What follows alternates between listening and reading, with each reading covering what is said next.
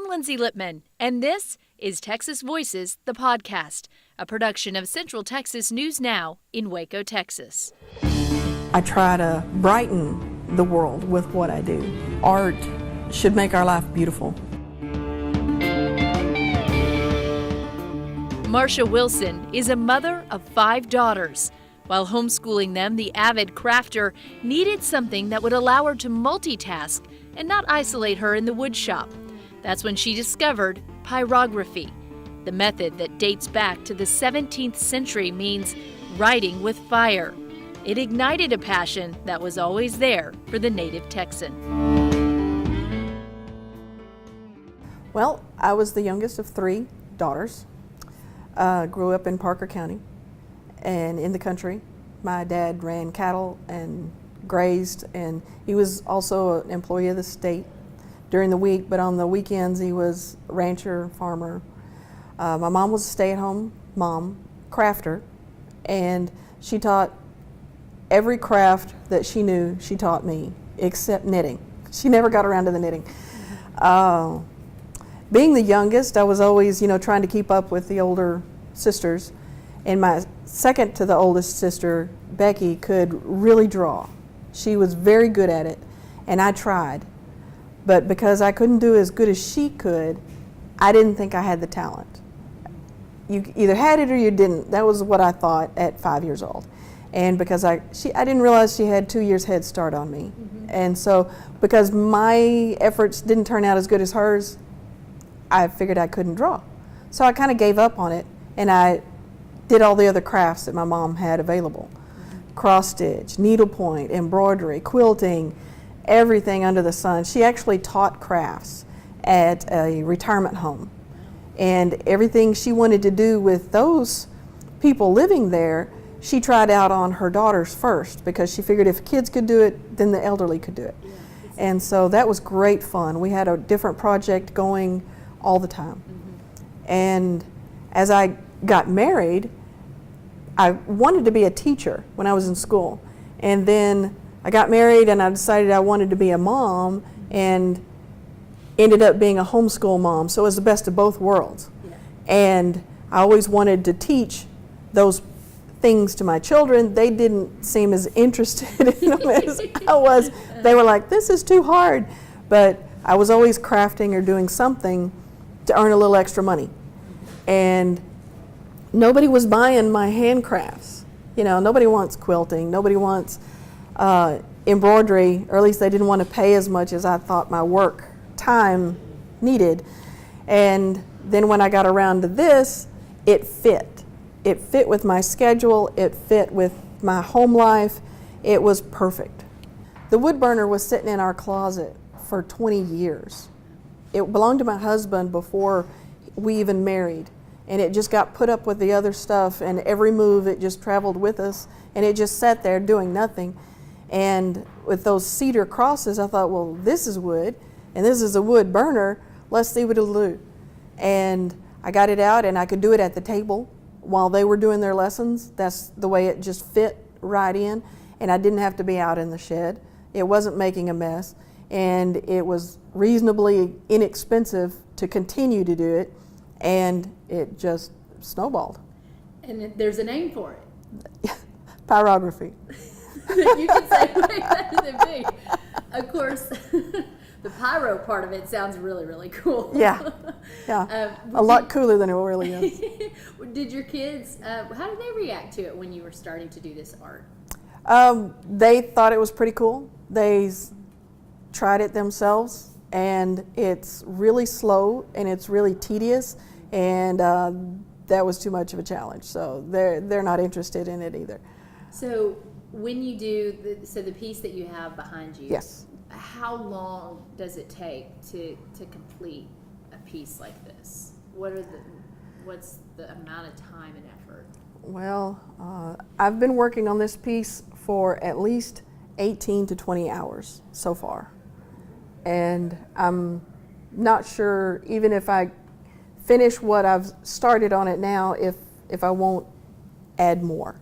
So I have no idea how long this one's going to take me, but it can get up into the 40 hours tedium But you still do it. I love it.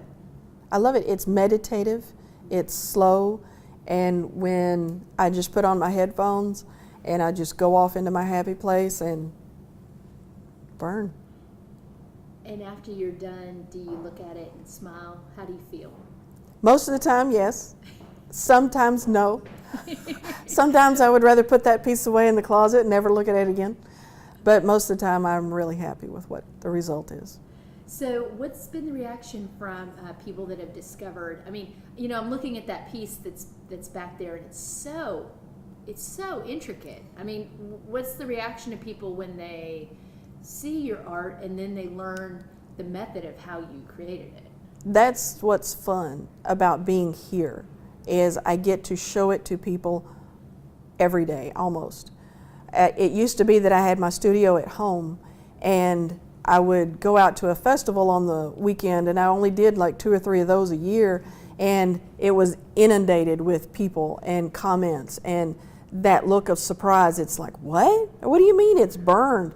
That wonderful moment of discovery is extremely invigorating and encouraging to keep doing it. And so, yeah, I really love to see that look on people's face when that delight and discovery. So when you look into your daughter's eyes and all the work and all the investment that you put into them, what do you hope they know about you, or what do you hope they retain from what you've taught them over the years? Wow, that's a deep question. I think they are doing a wonderful job of being who they are. And I've never tried to make them be like me or to do what I do. I've just tried to encourage them to do what they want to do and to find out what they like to do. Even though I was homeschooling them, we never had a schedule because I hate scheduling. And that's one of my favorite things about homeschooling, is you're not tied to the school bus routine and you're not tied to the seasons like the school's system has to be. We did things at the spur of the moment. We did things that you can't do when you're tied to a schedule, and they've all gone off in so many different directions that it's a joy to watch them go and discover what they want to do. As far as what I've taught them to be nice to people and to remember that they belong to Jesus. And so everything else is up to them. I was going to ask you about your faith, and how does that play into your art and your message? I mean, it seems to me when you have a faith message, or you have A strong faith. sometimes you don't even have to say anything at all. It can speak through what you're doing. I found out early on that there's a real dark side to pyrography, and it has to do with it being burned and flame, and so there's a lot of skulls and a lot of outright devil worship. And I had to make a conscious decision to not go there. I didn't want to be drug into that dark side.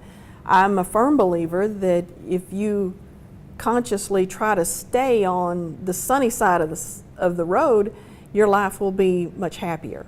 You're not dwelling on the bad, negative side of everything.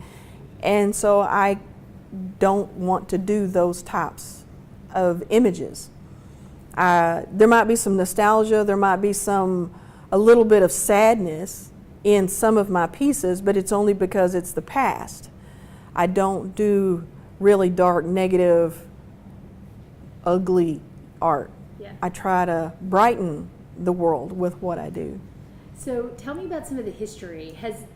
Have you always been a history? You told me you've always loved vintage things, Yeah. but have you always been kind of a history buff, and this really kind of indulges you in that because you get to do some pieces that are really, historic? In ways, I've always enjoyed Texas history.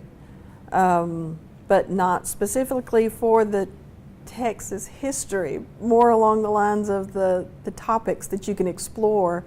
And typography exists today and it's making a comeback with brush lettering and calligraphy. People don't put that kind of effort into making documents now. You pick a map up and you're not going to see a wonderful title page. You're going to see the name, and everybody wants information quick and readable and simple. They don't want it flowery anymore unless it's a Hallmark card. And how do you decide what's going to be your next, piece of art? Whatever picture inspires me. If it's going to be like a photograph of a 3D project, it's got to have good bold shadows, or it's what I like to do. Yeah. If I like it, I'll try to do it, and if I don't like it, I put it aside and go to the next one. So, have you always lived your life this way, where you're getting to, No. No, and that's the thing. It's like isn't it wonderful to feel free to create? Yes. Yeah. It's extremely freeing. I was always very regimented with, whatever the kids need, whatever my husband needs. And it's really, now it's my turn. Yeah, which is awesome. Woo! I call it my second career, and it's probably my third. So, yeah. Well, it's so impressive. Thank you. I picture you growing up on the ranch, like just out there having fun and running on land. Is that what it was like when you were a little girl? We climbed in trees. Yeah. We played in the hay barn. We went fishing in the tank. We ran barefoot all day long as we could, until we got to the front yard. The front yard had grass spurs. If you wanted to get the mail, you had to go put on some shoes. Rode our bicycles on the gravel, and I was a tomboy. We were outside a lot until I got to about 12, and I was inside with a book, or I was in the hay barn with a book, and I read my teenage years that away. But what a place for your imagination to grow, really. Yeah.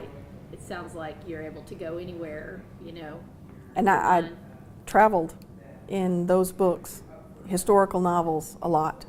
Yeah. So what would you say now, with the life experiences that you've had, to that little girl on the ranch or playing in the hay barn? Draw more. Yeah. It was there all along. The talent was there all along. If I could go back, I would encourage her to keep drawing and try painting, and don't give up, because it's going to look ugly for a long time before you start liking it. What do you feel like your message is? How are you using your voice to send that message? Do what inspires you, and art should make our life beautiful. Texas Voices features the artists, musicians, and creatives in our great state. Subscribe to the podcast for new episodes, or watch Central Texas News Now on Roku.